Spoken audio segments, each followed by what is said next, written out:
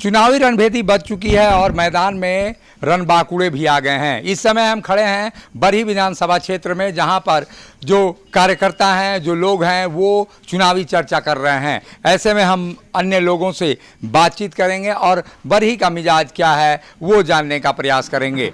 कई वर्षों तक यहाँ पर मनोज कुमार यादव बनाम अकेला यादव की लड़ाई रही है, लेकिन इस वक्त त्रिकोणीय लड़ाई में बदलती हुई नजर आ रही है। कांग्रेस ने अकेला यादव को पैदल कर दिया है और वो अकेले रह गए हैं। फिलहाल अकेले वो साइकिल पर जरूर सवार हो गए हैं, लेकिन बरही का मिजाज क्या है ये जानने का हम प्रयास करते हैं। बरही के कई लोग हैं यहाँ पर जो राजनीति में दिलचस्पी अपने रखते हैं। उन कार्यकर्ताओं से और नेताओं से हम बात करते हैं कि क्या कुछ मिजाज है। मिजाज क्या है बरही का इस बार?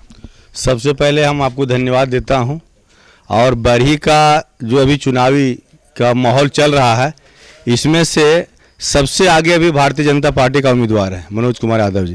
क्यों चुने मनोज कुमार यादव को? इसलिए कि चुनाव यहाँ के लोगों को कंटिन्यू सेवा के भावना से और सभी जाति समाज को लेकर चलने वाले में से एक नंबर स्थान इनको मिला है कि जब तक आप पूरे जीवन यहाँ पर वो पूरा जीवन यहाँ के लोगों के बीच भाईचारा निभाते हुए सभी को गार्जियन के रूप में और जहाँ दुख दर्द हुआ सब जगह शामिल हुए और सबों को दुख दर्द में पूरे जीवन समर्पित कर दिए। पहले त्रिकोणीय आमने सामने का मुकाबला होता था, इस बार त्रिकोणीय लड़ाई दिख रही है। अभी सबसे बड़ी बात यह है कि हम लोग मान लिए हमारे भारतीय जनता पार्टी का जो उम्मीदवार हैं माननीय मनोज कुमार यादव जी, उनके साथ माननीय अकेला यादव जी का भी जब कांग्रेस टिकट मिलता था तो उनको टक्कर रहता था, लेकिन कांग्रेस पार्टी जो है ऐसे उनको झटका दे दिया कि अंतिम घड़ी में उनको टिकट काट कर अरुण साहू को दिया गया।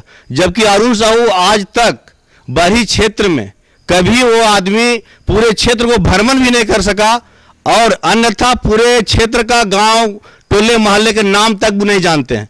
इस पीरियड में वो एकाएक चुनाव के माहौल में कैसे संभाल सकते हैं? जो आदमी बूथ को जानकारी नहीं है, बूथ का वहां पर प्रभारी को जानकारी नहीं है, एकाएक पार्टी में जाकर माननीय अकेला यादव जी का सारा सब जगह जानकारी था, सब जगह बूथ एजेंट था। अभी दोनों में से बूथ एजेंट कौन बनेगा? कौन लोगों एक दूसरे को इधर से उधर सब लोग जा आ रहा है।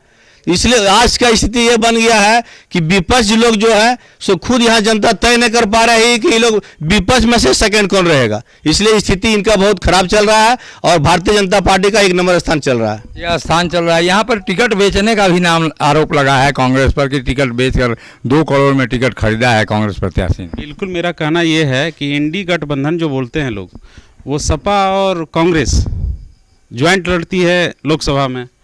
यहाँ आने के बाद पता नहीं इन लोग का क्या होता है, ये समझ से परे है।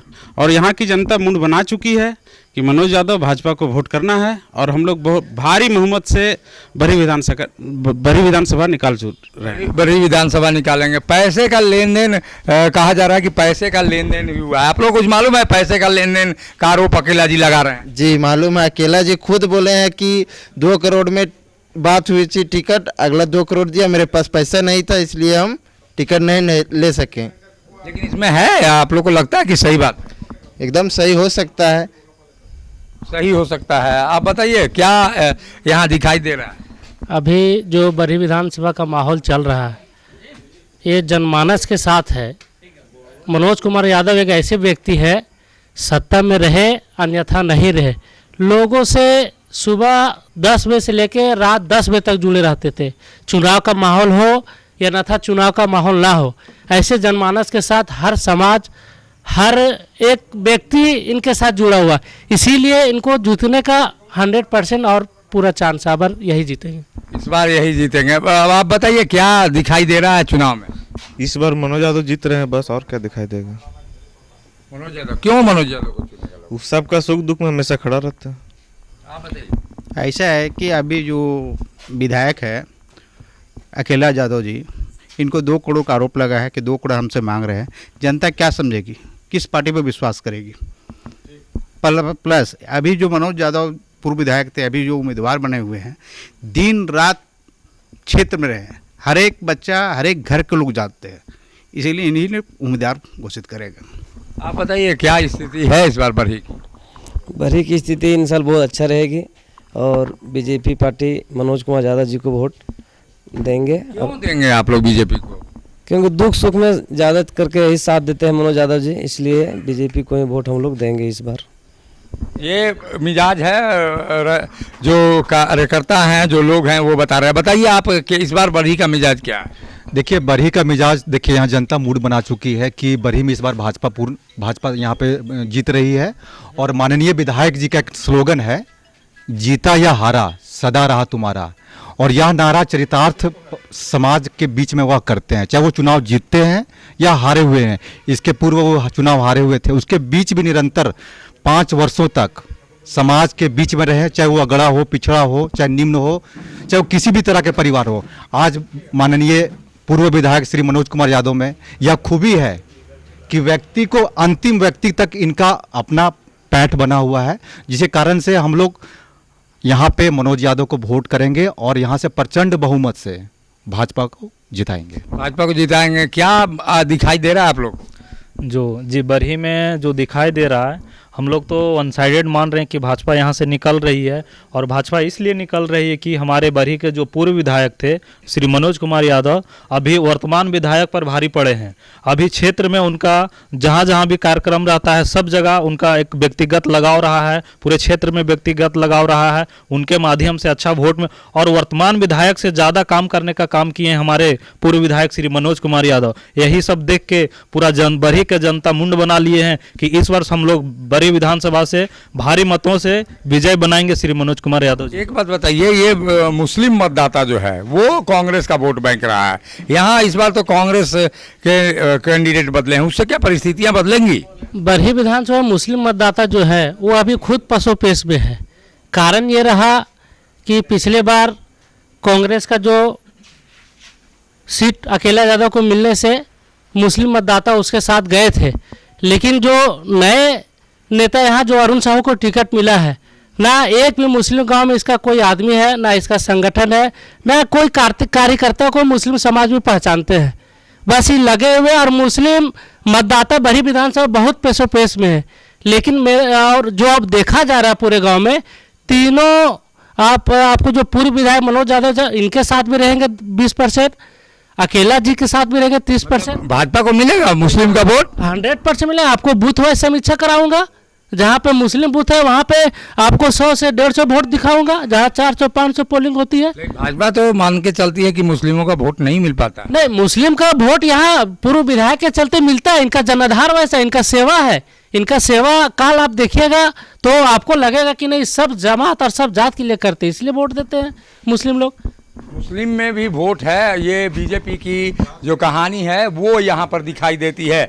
यानी बीजेपी का जो परंपरागत, यूं कहा जाए कांग्रेस का परंपरागत वोट है, वो उसमें यहाँ सेंध लग सकती है। आप बताइए क्या स्थिति रहेगी इस बार?